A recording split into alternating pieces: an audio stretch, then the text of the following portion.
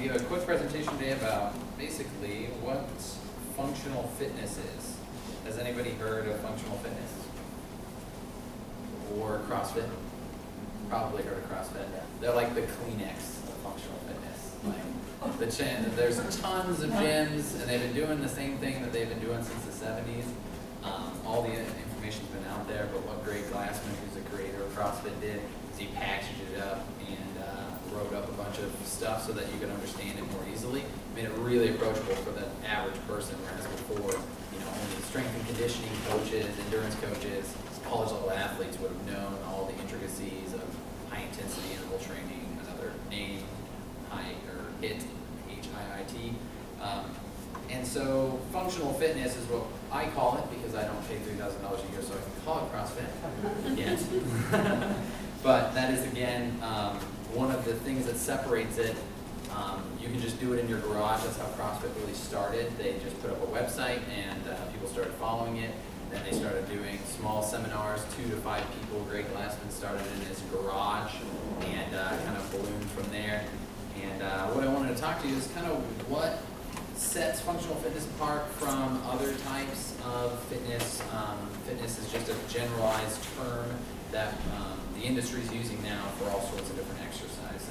Exercise and a couple of the other words sort of have a bad name now because, a lot of them didn't work. Exercise, running on a treadmill or using an elliptical for most people, unless you're really hardcore and consistent about it, isn't going to get you really anywhere. A lot of people have a piece of that equipment sit in their basement and they never use it. The $5,000 investment that never pays itself back because you never lose a pound and you almost never use it and you're hanging your clothes on it to dry and that type of stuff. So what sets it apart? What functional fitness means? So functional fitness is a term that's been sort of applied to this type of exercise, and functional means that it's something that we use every day. So instead of isolation movements such as the bicep curl or the machines that became super convenient, and you saw them widespread, like if you go to Gold's Gym, you've got that whole, you've got a line of ellipticals, a line of treadmills, and then a big thing of machines, and then weights way in the back, and there's just a bunch of dudes grunting back there, and everybody wants to go back there. So what functional fitness is actually the guys back there, a lot of the stuff they were doing is the stuff that you should do. You should practice things like squatting. The reason that because you have to squat, you're all going to squat. You've done one squat today because you sat down, you're going to have to stand back up. Most of the times when you go to the bathroom, you got to squat. Anytime that you go to pick something up that's relatively heavy, you should probably squat and pick it up, although I can teach you how to do it safely with your back too. But at the same time, that's what functional is. It's something that it's utilizing the body in the way that the human body was meant to be used. We're just a big set of levers, basically, and if we use them correctly, we can go 90, 100 years and still be active. You see some of those people, they're the odd people out, the people that are 92 and they still live by themselves. For the most part, you hit sort of 70, 75, and you're headed to the big joke, unfortunately, in America is, when my kids put me in the home or something like that. And it's unfortunate that's become the norm, because the reason that we get that way is because we abuse our bodies, we don't take care of them, we don't think about maintenance. It's my chiropractor I just started going to because I was having some problems, and I realized maybe there's a structural issue. Well, turns out big problems. But and that was from years of playing video games, sitting like this, driving cars, and not thinking about my spinal mechanics. And that's something that we never think about, because your health is given to you for free, right? There's no cost involved. You didn't have to buy it. It's given to you from the time you're born, and something that is given, the classic Chinese proverb, something given has no value. So you think about it, I'll do something tomorrow, or I'll eat better later this week, or this is the last ice cream I'm going to have. What you don't realize is that every time you do that, you're sort of using up some of your genetic potential, and unfortunately you can't get that back a lot of times. Sometimes what we found with the functional fitness movement, I guess you could say, is that you can take people who, I have some people that come to my gym right now who've lost hundreds of pounds, and they've really turned their lives around. Now, they have problems they'll probably never be able to fix, just like your bad knee. If you ran a lot of marathons and you didn't know what you were doing, and you wore a hole in your patella, there's not a whole lot we can do about that. You can have surgery, but you'll always have a mobility issue there. So for me, perfect example, I didn't start doing this until I was 30. So a lot of the competitive years are pretty much gone for me. Like and I just had this realization about 6 months ago. I was like, you know what, I'm never gonna be the champion. And that's something that I had to really, because one of the things about CrossFit that gives it such a bad name, that's the next thing I want to, what's CrossFit, right? CrossFit is either something that's going to kill you. I actually had they had a board meeting at the other job that I work at. I do this part-time, and we were having a competition in the building at the same time, because my gym is in the building that I work at. It's a lot of stuff going on there. But I didn't realize they were having a board meeting here, or else I would have never done that. Well, so I was like, it's going to be really loud. I'm really sorry, guys. And they're like, what are you doing? And we were like, it's a CrossFit competition. Well, I hope you get the medic standing by. And I was like, why did you say that? And it's because it's arguably the most publicized of any type of fitness out there. P90X is probably the second. Almost everybody's heard of that. But it's also the most negatively publicized, because everybody can make a video, and so you see those CrossFit fail videos. I've only seen 2 of them, and only about 10% of them are actually people in a CrossFit gym. Most of the time, it's a weightlifter, or they're just at a Globo gym, or they're doing something stupid, like trying to roll across the exercise ball with a weight on their back. We don't do that. But at the same time, because of its publication and its extreme rise in popularity, they've been doing it since 2007, and they went from, I think, 50 affiliates, which is like an affiliated, like my gym is an affiliated, so you gotta imagine there's probably 2 for 1 affiliates, but now they just had, I want to say 13,000 registered affiliates in, 8 years, not even quite. And then 2 for 1, you gotta think about all the different fitness gyms that are out there. And so what I wanted to kind of go over is why it works. He really pinpointed the same thing that a lot of big companies do on an evil scale to get you to buy stuff from them. They pick out basically parts of you that are genetically programmed. So community, right? Everybody wants to be a part of the community. One of the hardest things about staying consistent going to a Globo gym is if you don't have a buddy. One of the reasons personal trainers exist is because then you pay a lot, but you automatically have a workout buddy, right? Or somebody who's going to guide you through that process, because it's really hard to do yourself.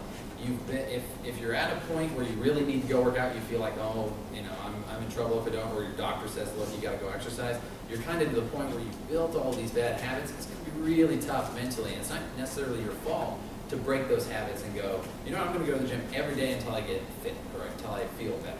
And so, community, we have that built in. Laura, as an example, she comes to our gym and goes to another, do you work at another gym too? She's great.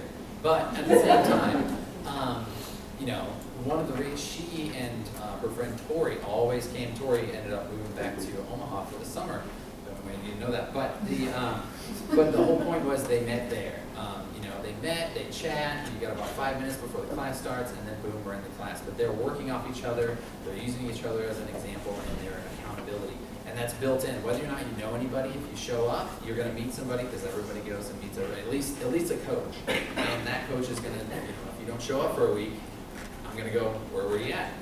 I'm not necessarily shaming you, but I want to say, and if most of the time people go, I just didn't come in. Well, you paid me, so it sucks for you because you lost some money. But at the same time, we want you to come in because I want to see people change. I'm not the classic, chiropractor or something like that. That is like, I just want to adjust you for the rest of your life. I would love to have you come in and get to the point where I just had 4 or 5 people. They were like, well, we just bought our own stuff. We're going to do it in our garage. That's fantastic, because they are to the point now. I could still coach them, but they're to the point now where they're committed, right? So they're going to do this for the rest of their life, and that's fantastic, because that community has worked for them, and they still come back. They work out with us on the weekends, and they hang out with their friends. But the idea behind community, the reason that we all live in cities now and stuff like that, is because on a human or on a genetic level, we're all programmed to work together. Like being alone is a very most people can't handle it. Most people can't handle being alone, especially for extended periods of time. So community is a big thing. Competition, whether you like it or not, every single person here is going to be a little bit of competition, a little bit. And so what they found was, what Greg Glassman found, is if you took a person and you took another person, you put them in 2 different rooms, and you had them do a workout. And then a week later, you had those 2 same people do a workout in the same room with no extra, no pushing. We're not trying to get you to do better. It's the same workout. We haven't had to do anything else. They went harder. I mean, 30, 40%, depending on your personality. And so you can't help it. Competition is built into, again, that human genetic structure. And you want to get a little bit ahead of everybody, even if it's just a tiny bit. The same thing with achievement. You want to achieve stuff. When you go in, you want to see some sort of progression. So, and that's a great thing about ours. You almost get that instantly. If you come in and I have you do 10 push-ups, and then the next day I have you do, a minute worth of push-ups, and then a week later I have you do a minute worth of push-ups, I guarantee you'll do more every time. You hit a wall pretty quickly if you're consistent, but at the same time, you will see constant, and then not only but your body composition changing. There's a lot of pieces there. You can't just get it from going to the gym. Obviously, diet is a way bigger factor. You can get a lot farther with the diet than you can with working out. But that same thing, achievement, is built in. What do they call it? Instant gratification, those type of things. And most gyms don't have that. You go in, and then, especially if you're not paying attention, you do some leg extensions, and then you go in and you do some leg extensions. You're not really thinking about it. You come in here, we always run a clock. We always count.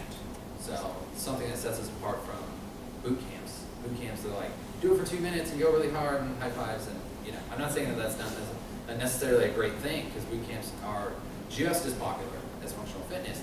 The difference is you don't know how much better you did than last time. So that's a component, again, that he looked up, and they scientifically, from a scientific level, they said this is something that people need. So we always count, and we always run a thing, and then endorphin release. Hardcore exercise releases the same amount of endorphins as many types of drugs. So that's one of the reasons that it differs from other types of training, and it's sort of a negative in the fact that we got that cult aspect, right? It's like, oh, you're in a cult, you're crazy or something like that. And the reason is you can't help it. You're like, get up in the morning, you're like, I gotta go, it's 5 a.m. and I need to fix. I mean, that's really how your body adapts to it. And it's a great thing to do because it keeps you going. It keeps you consistent, again. That kind of moves on to how does it differ from other types of training, other Globo gyms, stuff like that out there. Pricing, that's what I want to talk about first. Pricing is a big hurdle for most people. My gym costs $80 a month. Now, when I say $80 a month, what you're thinking is, well, Blue Moon Fitness only costs $10. That's like the immediate thing. You just compare it to a price, right? Well, if I bought my own, stuff at home, then it would cost me $0 or something like that. The thing that you're getting for that, though, is each class works out to about $3.73 a class. So that's how much it costs to come in and work out at the gym. So you get a coach, you get the community aspect, you get the safety aspect. I'm going to tell you if you're doing something wrong. So you can do sort of things that you never thought you could do before. Stand on your head, walk on your hands, do ring things, things on the gymnastics rings. The weight lift, which is a big thing, mainly for guys, but girls get hooked on it too. And I can, for that price, for that $3.70, less than a cup of coffee at Starbucks per day, you can get to an elite level of fitness that a lot of people won't. I was just telling a lady, she left today, her name's Karen, she was like, I did all right. And I was like, well, you got to think about it. 90% of the people you meet today would not have been able to do what you did today. They just wouldn't have been able to make it through. We did 25 minutes of running around the block and then push-ups. Most people, that would not be a thing that they could complete. But at the same time, she was able to do it. So that's another thing. You kind of get into it and you think, oh, I'm not doing as well as I can. But if you can do one pull-up, you're in the top 95 percentile of all Americans. 95% of Americans cannot do a pull-up. There's about 1.1 million of us who can pull our chin over a bar one time. So you got to think about that. If you can do one pull-up, you're top 5% of all humans in your area. And that's obviously going to change. That statistic was pretty old, but at the same time, that's something. You can climb a rope. You can lift your body weight off the ground. Even though if it's handy, balanced on a bar, it's probably not gonna. But if you can lift your body weight, then half of your body weight you can pretty easily, you can pick up your kids, and you know your spine's going to be in the right place. So you're not going to have back problems anymore, and you're going to be armored against the day-to-day life. You know, I always use the example, at one point humans with sharpened sticks were able to fight gigantic beasts, and now we control the world. And nowadays we get hurt getting in and out of our home. You know, like we have terrible problems because people just sit around, and that's something that the human organism is really bad at. So it's the reason we are at the top, but we're sort of devolving, and this type of fitness allows you to use your body the way that it was meant to be made, or meant to be used, and it gives you all these other aspects, keeps you accountable and everything, and so it takes a lot of the pieces out of staying fit and gives you a reason to really be in shape. The movements, obviously, we differ from types of training. We use Olympic lifting, gymnastics, and then monostructural or running, swimming, rowing, biking, although in Nebraska it's running and rowing. Because, you know, cycling in this town is a little bit crazy, and then we're not going to swim in any of the lakes. I'm not going to. But at the same time, so you'll see those things, you see a video and the guy's lifting a bunch of weight, you know, and he falls over and breaks his leg or whatever. And so another reason that the over publicity, we don't have people do that until they're ready. You know, you're using extremely lightweight, you're just using your body weight for the first probably 4 weeks you're there. So we scale it up slowly so that, you know, it's safe, because that's the main thing. CrossFit or functional fitness has a bad name for hurting people, but in actuality, the number, as far as if you took running, basketball, and soccer, and you put all those, it's like 172 times. Well, just running is 172 times more dangerous than working out in my gym specifically, because we've never had any injuries that I know of, other than you. But this is the perfect storm. Yeah, but at the same time, the movements are going to be different than your average gym. You're going to come in, there's mats everywhere, and there's really nothing around. Everything is stored kind of in the edge. It's just a big open thing with this gigantic piece of metal in the middle with a bunch of bars on it. Differs a lot from your Globo gym. You walk in, you scan your card, and then you got everybody running around watching TV and not engaging their minds at all, or caring what they care about, or caring about what they're doing. And again, that kind of brings us back to community. You're not going to be by yourself. You're not going to have awkward conversations with people in the locker room. Hey, how's it going? You look better naked than I do. That's us. That's not going to happen. Like, it's a community-based effort, and everybody. Like, you got one person that takes an extra 5 minutes on a workout. You got people around them cheering them on, pushing them to be better every day. That kind of brings us to the pros and cons. Pros, increased consistency. Obviously, it's easier to come when you have a community, better trackable results. You're going to know whether or not you stay at this gym or go to another one. You're going to write everything down. So you're going to say, hey, last year at this time, I could barely, let's say we'll take, I could barely do 100 squats in 5 minutes, and now I can do 200. And you'll look at some of the workouts. I used to do that. I was doing it at my house before I got into it. And there's this website where you can click a button and it makes you a workout. And I was clicking the button and I was like, nobody can do these workouts. Like 200 push-ups, 1,000 double unders, which is where you're jump roping, but there's 2 passes. Like, nobody can do that. That's impossible. Now I can do it. I've done almost all of them. It's a year in, but the idea, better trackable results. So now I know for a fact that I'm getting better, and all of you will too.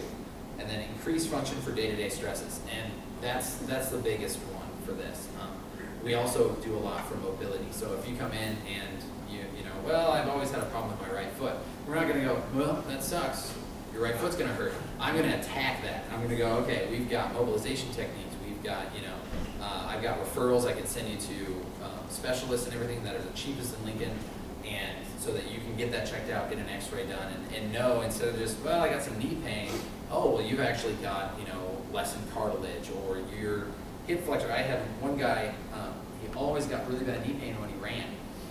And I tried, I helped him, we got him in a brace and everything, didn't help. So finally I sent him to a friend of mine who's a physical therapist. Well, it turns out his hip flexor muscles weren't strong enough to hold his patella in place. So no matter what we did to his knee, it was up here. So he gave him 40 minutes of these, just really basic like exercises like this. Boom, not a problem anymore. And for him, that's always been an issue with running. And now he can run as much as he wants without pain. Same thing, plantar fasciitis is something that a lot of us sitting in chairs, basically the connective tissue on the bottom of your foot tightens up. And anytime you try to flex it, it hurts, right? And a lot of people are like, well, you got that, it sucks. Rest it.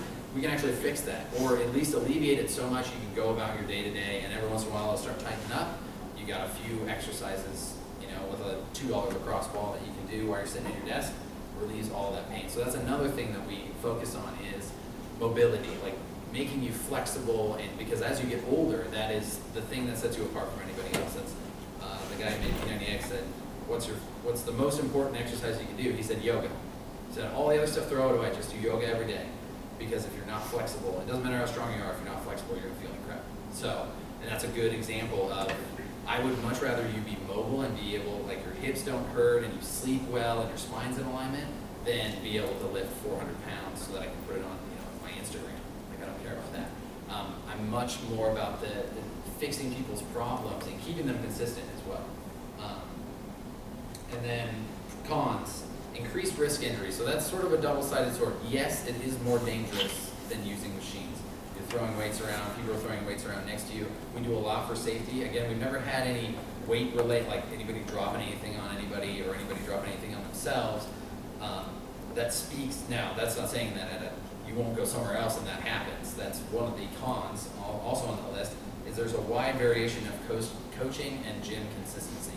So one place will have just fantastic people, the next place will be just some guy and he's had 2 days of training and he thinks he's really good at it, and so he teaches you all the bad stuff. I'll have people come in and drop into our gym and they'll do a squat and I'm like, what are you doing? But I don't say that. But instead I'm like, well, try these 3 things. And some people react, if they're sort of the sponge, I call them. They're just like, okay, teach me. And then some people are like, this is the way we do it in my gym. This is why I'm going to keep doing it. I'm like, okay, well, a good thing about that is if you really do it wrong all the time, you're pretty strong in your wrong. So I don't really have to worry about you hurting yourself in my gym that day, because if you squat wrong all the time, then you've strengthened your body. The issue is you're putting your body out of alignment. So that's why we want to change the movement so that you'll be surprised. You do it for a while and you go to sit down and it's like, usually you sit down, you just kind of flop down into it sometimes, right? And I sit down, I'm like, you change everything. I go to pick something up, I'm like, oh no, and get set, get everything in alignment. And that's something that happens, you don't even realize it, but again, armoring you for those day-to-day stresses, because that's the majority of where you get hurt. I mean, you get hurt falling from ladders and, putting stuff over your head and, getting in and out of your car, picking up something with a bad spinal integrity. So, increased risk injury, I don't think that is actually a thing. It can be at the wrong place with the wrong leadership. Wide variation in coaching consistency, obviously, you'll go some places. One of the things that CrossFit did is they said you can drop into any affiliate if you're a part of an affiliate. So you just pay like $10 and you can go in and work out with them. That was really nice because it allowed like a broad, basically it connected everybody. And so you go to one, at the old place I used to work, we had people that traveled and they come back and they'd be like, hey, they did this at this one, let's try that. They did this at this one, let's try that. And that's fantastic. I mean, that's faster. That's better than the internet as far as connecting all the ideas together. But again, you want to go somewhere and they're like, well, they told me to do it this way. And I don't care. We're going to do it this way because this is, again, but it's kind of my opinion too. So there's a lot of different opinions. So that's a con. And then looked down upon by most people as being dangerous and a cult. That's the big one that I run into all the time. People are like, oh, you do CrossFit, and I'm like, yeah, I guess, but at the same time, if I could have 30 minutes, I could probably explain it to you a lot better than what it looks like on the outside. But yes, we basically do. We do CrossFit, we do functional fitness, and again, it's for all of those reasons. And I talk kind of fast because I had some caffeine. Apologize for that. But so basically now I would just like to open up sort of a Q&A if you guys have any questions about functional fitness, my gym in particular. I'm going to go ahead and give you guys my email address as well, so you can contact me if you have any questions. My website is in fluctuation right now, but it will be up hopefully tomorrow. It had some problems with the domain name, whatever. But at the same time, so you can go check that out. We're actually moving too, so there's a lot of stuff going on. We kind of outgrew the space that we're at, so we're going to be finding a more permanent location, hopefully. But at the same time, so sort of on the north side of town, so you guys are kind of on the south side, but there's some gyms down here as well, functional fitness, performance gyms, that would be great to check out. We all kind of know each other, and so if you're more on this side of town, and this is, you've got Lincoln CrossFit over there, you've got Capital City CrossFit that just opened up. That was actually a guy that I used to work with over at Cornerstone CrossFit, and then there's Capital City Strength and Performance, which I believe is over 56 in Old Cheney, somewhere around there, and he was more of a boot camp guy, and he's kind of moving, kind of morphing into more of this type of stuff. But if you guys have any questions, or you like pricing, or anything like that, just let me know. And yeah, other than that, thanks for having me over and let me talk to you guys. I'm going to interject a question. One of the things that when I started doing CrossFit that I was confused about is the first time I saw CrossFit was the CrossFit Games on TV. Ooh, yeah. When you talk about like the WOD or the workout of the day, does every CrossFit affiliate or those type of things do the same workout, or how does the programming work between Places? Okay, so originally, like I said earlier in the presentation, there was one website, and everybody kind of went there and they followed that. Now it's sort of split out, and you can make up whatever you want. It's actually part of the level 1 certificate that they give you, which I have.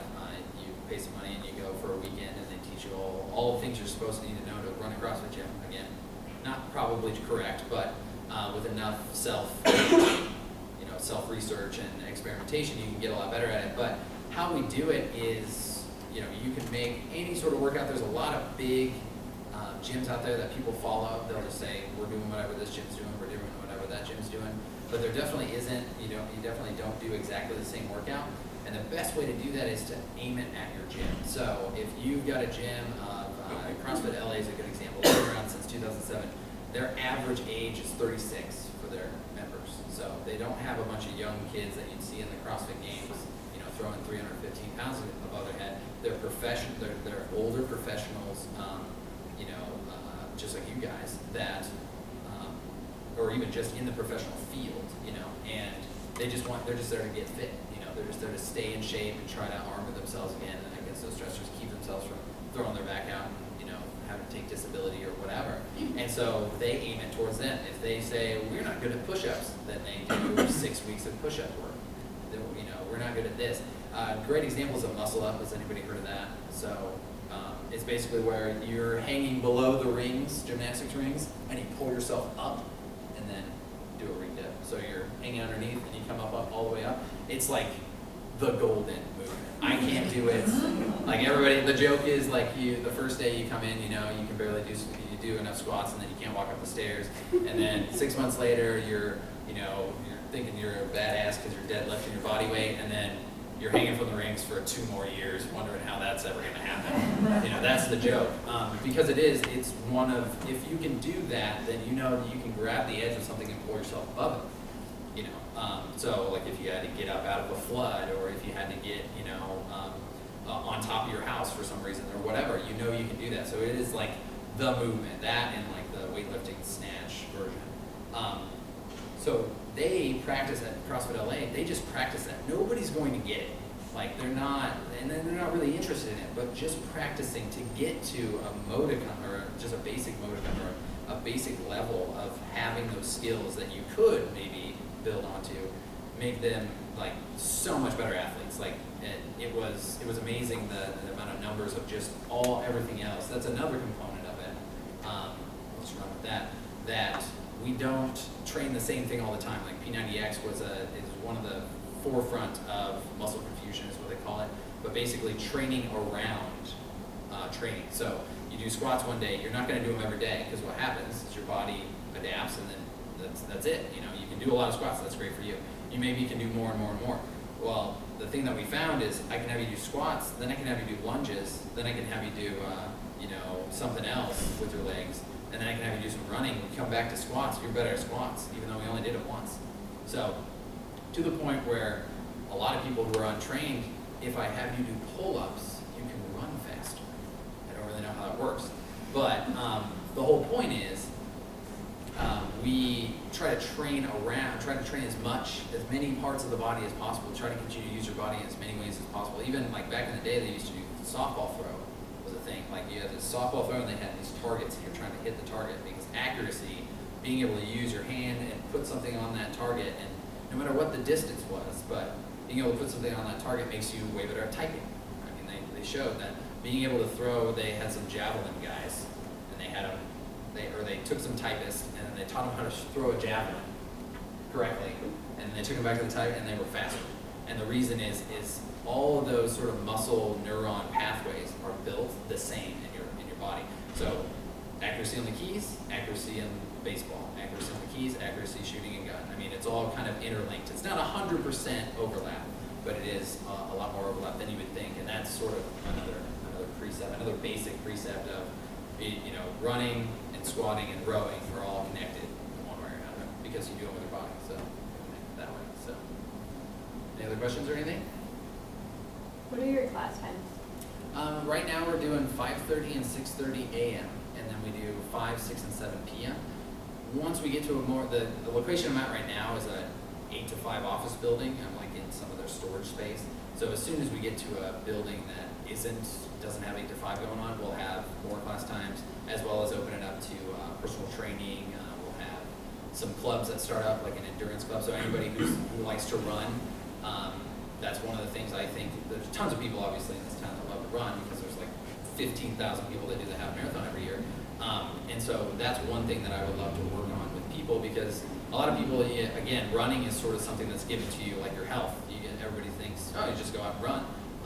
But if you learn how to run correctly, you can run forever. And so, so at the same time, we'll have a lot of those starting up. But as of right now, we have those five class times. So hopefully we'll have more.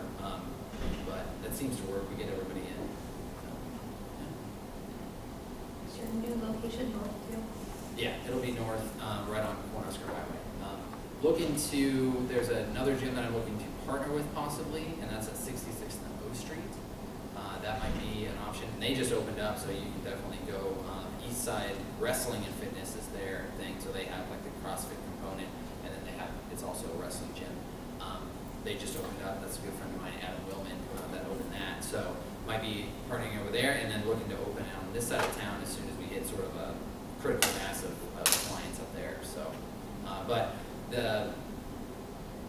Lincoln's sort of an untapped resource as far as this goes. I think Omaha's got 12, you know, and they're like double the size, but they have that's like 4 times as many. So it hasn't been super popular here, and I think it's just because people don't really know about it. So the more and more that open up, I mean, there's going to be, I'm guessing it'll be a lot like the bigger cities. Pretty soon there's going to be one right across the street. That's just how they work. I mean, there's one in every 5-mile diameter, which is nice for people because, again, consistency. It's real easy if you can walk, you know, or real easy if it's a 3-minute drive. You know, you wake up and you're late, you're only 3 minutes late. That's different than driving 45 minutes across town. So, yeah, the location's a big thing, and hopefully we can expand. But at this point, yeah, it'll be at 33rd and Cornhusker. Hopefully, I'm going to look at the location the day after this. Anything else? All right. Well, thank you very much. I'm Preston again, and if you have any questions, like I said, I'll leave my email address with Laura and phone number and stuff like that, so you can contact me if you have questions. All right. Thank you very much.